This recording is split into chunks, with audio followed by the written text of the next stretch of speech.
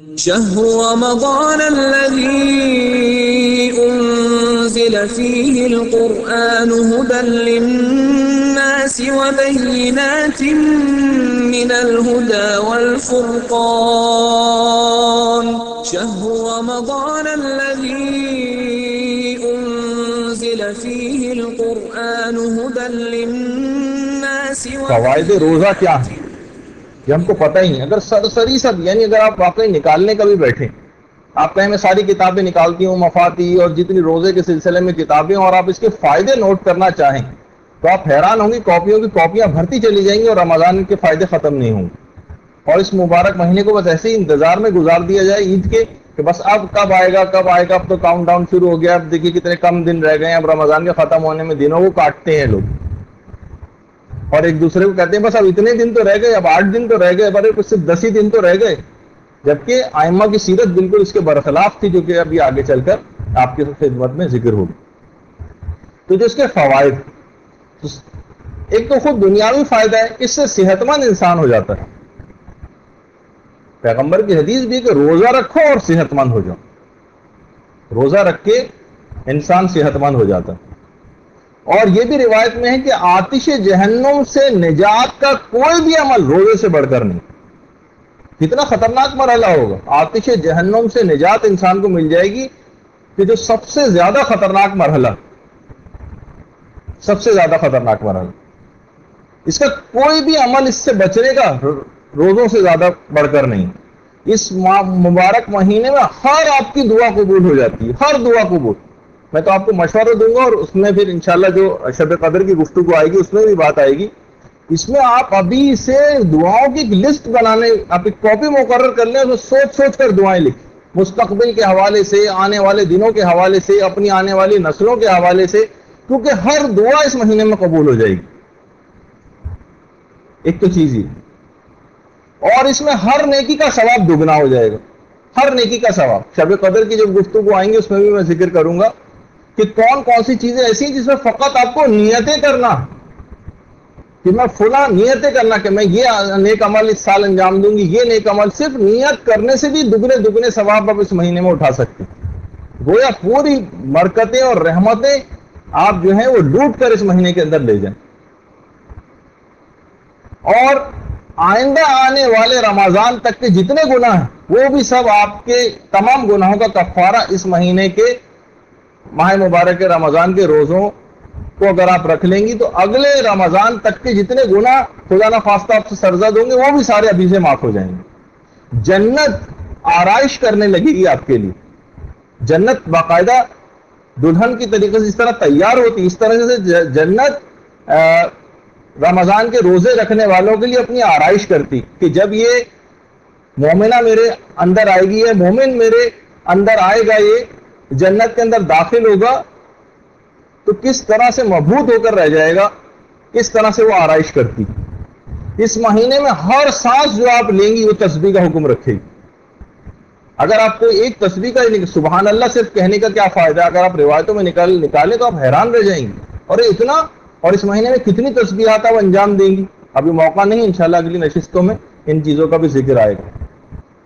اور اس مہینے میں ہر رات 1000 راتوں کے برابر ثواب دلواتی. زکات بدن، یہ رمضان کے روزے یہ زکات بدن ہو جائیں گے. ہر عضو کا جسم کے اندر ایک حصہ گویا اس کی زکات روزے رکھنے کی صورت میں نکل جاتی. گناہ آپ کے کم سے کم ہوتے چلے جائیں گے یہاں تک کہ بالکل معاف ہو جائیں گے. اس مہینے میں روزے رکھنے سے آپ کی عقل میں بے پناہ اضافہ ہوگا. عقل میں مال حرام جتنا بھی آپ نے سنا کہ جسم میں جتنے مال حرام کے اثرات ہوں گے وہ سارے زائل ہو جائیں گے. اور اس مہینے میں امانت داری کا ایک احساس آپ کے اندر خود بخود ڈیولپ ہو جائے گا کہ نہیں، پروردگار کی طرف سے مجھ پر کچھ احکامات فرض. آپ پھر عام زندگی کے اندر بھی ان چیزوں کو ادا کرنے کی سوچیں گے اگر اس مہینے کو اچھی طرح سے آپ نے گزار لی. انسان اپنے محاسبے کی طرف متوجہ ہو جاتا ہے، اپنی غلطیوں کا احساس کرنے لگتا ہے. اچھا دیکھو مجھ میں یہ غلطی بھی، مجھ میں یہ غلطی بھی ہے، میں اس کو بھی ٹھیک کر لوں، اس کو بھی ٹھیک کر لوں. کتنا اچھی بات ہوتی ہے کہ ماہ مبارک رمضان شروع ہونے سے پہلے لوگ خمس نکالتے ہیں، اپنی ڈیٹ جو ہے وہ پہلی رمضان قرار دے دیتے ہیں کہ ٹھیک ہے کہ ہم تاکہ ہمیں یاد رہے اور ہم نے پورے مال کو پاکیزہ کرنے کے بعد ہم جو ہے اس طرح سے پاک و پاکیزہ حالت میں روزہ رکھنا شروع ہوں. شکر گزاری کا جذبہ آپ کے اندر پیدا ہونے لگتا ہے. انسان کی جو صحت مندی اس کو حاصل ہونے لگتی, اور اس کے علاوہ اس کی فکر تبدیل ہونے لگتی. گناہوں سے جو ہے اس کی فکر تبدیل ہو کر اطاعت پروردگار کی طرف آمادگی اس کے اندر آنے لگتی. اس کی فکر کے اندر ایک پاکیزگی آ جاتی, اس میں ایک نظم و ضبط پیدا ہونے لگتا ہے. ٹائمنگز اس کے ٹھیک ہونے لگتے ہیں, کب مجھے نماز پڑھنی ہے, کب افطار کرنا ہے, کب سحری کرنی ہے. نظم و ضبط کا ایک پابند انسان چاہے اگر اس مہینے کو صحیح طور پر گزار لے تو آئندہ آنے والے جو مہینے اس کے اندر بہت اچھا اپنا ٹائم ٹیبل سیٹ کر سکتا ہے, بشرطِ لاوالی پن کی طرح سے. اور اس مہینے کے انتظار میں کہ جب کب یہ مہینہ ختم ہوگا, اس مہینے سے معاذ اللہ جان چھوٹے گی, یہ والی اگر نیت نہیں ہے, اس کو اپنے نفس کے اوپر اعتماد ہونے لگتا ہے. عمومی زندگی کے اندر آپ اپنے نفس سے بہت خائف رہتی ہیں, ارے یہ تو دیکھیے یہ گناہ بھی کروا دے گا. یہ آپ کو اپنے نفس پر اعتماد نہیں ہوتا, اپنے اوپر اعتماد نہیں ہوتا. یہ مہینہ آپ کو اپنے نفس کے اوپر اعتماد دلواتا ہے کہ نہیں میں گناہوں سے بچ سکتا ہوں. دیکھیں میں لبوں کے اوپر غیبت آنے لگتی ہے, آپ رک جاتی ہیں. ذرا سے جھوٹ آنے لگتا ہے, آپ رک جاتی ہیں. کسی پہ غصہ ہونے لگتی ہے, آپ رک جاتی ہیں.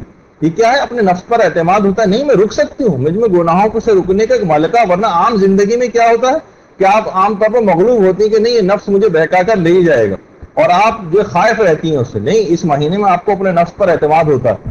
اس مہینے میں آپ خدا کی طرف زیادہ متوجہ ہو جاتی ہیں. اس مہینے میں آپ دیکھتی ہیں کہ انسان رقیق القلب ہو جاتا ہے, غریبوں کی امداد کی طرف زیادہ مائل ہو جاتا ہے. دل اس کا سخت نہیں رہتا, خود بخود نیکیاں کرنے کی طرف مائل ہوتا ہے. ارادہ اس کا روزے رکھنے کی وجہ سے بے انتہا قوی ہونے لگتا ہے. آپ دیکھتی ہیں کہ قوی ارادے سے ہی آپ تمام چیزوں سے رک سکتی ہیں. جب گھر میں کوئی نہیں ہے, فریج بھی موجود ہے, ٹھنڈا پانی بھی موجود ہے, لیکن کیا ہے کہ آپ کا ارادہ اتنا قوی ہے کہ آپ اس کے باوجود پانی نہیں پینی. کسی کی وجہ سے نہیں, اپنے مضبوط ارادے کی وجہ سے آپ اس گناہ سے بچی ہوئی. اس مہینے میں آپ متدین افراد سے آپ کا رابطہ ہوتا ہے, آپ مختلف پروگراموں میں جاتی ہیں. دیندار افراد سے رابطہ خود ایک بہت بڑی نعمت ہے جس کو حاصل کرنے کی فکر کرنی چاہیے. انسان ایسے افراد کی صحبت اختیار کرتا ہے, مختلف پروگرامز میں جاتا ہے, لوگوں سے اس انداز سے ملتا ہے. متدین افراد سے رابطہ, اس کے اندر شہوتیں بہت کم ہو جاتی ہیں, برائیوں کی طرف رغبت انسان کی کم ہونے لگتی. انسان کے اندر اس کے باطن میں حیا کا جذبہ آنے لگتا ہے. حیا کا جذبہ باطن کے اندر, کہ آپ دیکھتی ہیں نا تنہائی میں بھی انسان بہت سے گناہ کرنے سے ڈرتا ہے اور نہیں کرتا. اس کے اندر خشوع و خضوع کی کیفیت پیدا ہوتی, وہ پروردگار عالم کے سامنے گریہ کرتا ہے. ایسی راتیں اس کے اندر آئیں گی جس میں آپ گریہ کریں گے. اس مہینے میں ایک آیت پڑھنے کا ثواب پورے قرآن پڑھنے کے برابر, ایک آیت پڑھنے کا ثواب پورے قرآن پڑھنے کے برابر. زبان پر آپ اپنے کنٹرول کرنے لگتی. تو آپ دیکھیں کہ کتنے فائدے بیان کیے جائیں. انسان تھک جائے گا, ہلکان ہو جائے گا, بے حال ہو جائے گا, لیکن ماہ مبارک رمضان کے فائدے ختم نہیں ہوں. تو صحیح طور پر اگر معرفت کے ساتھ اس مہینے کے روزے رکھ لیے جائیں, اس کو صحیح طور پر مسائل شرعیہ حاصل کر کے اس میں کوئی غلطی نہ ہو, تو آپ دیکھیں گے کہ ایسے فائدے اس کے حاصل ہوں گے آپ کو کہ آپ نے اس سے پہلے تصور بھی نہیں کیے ہوں گے.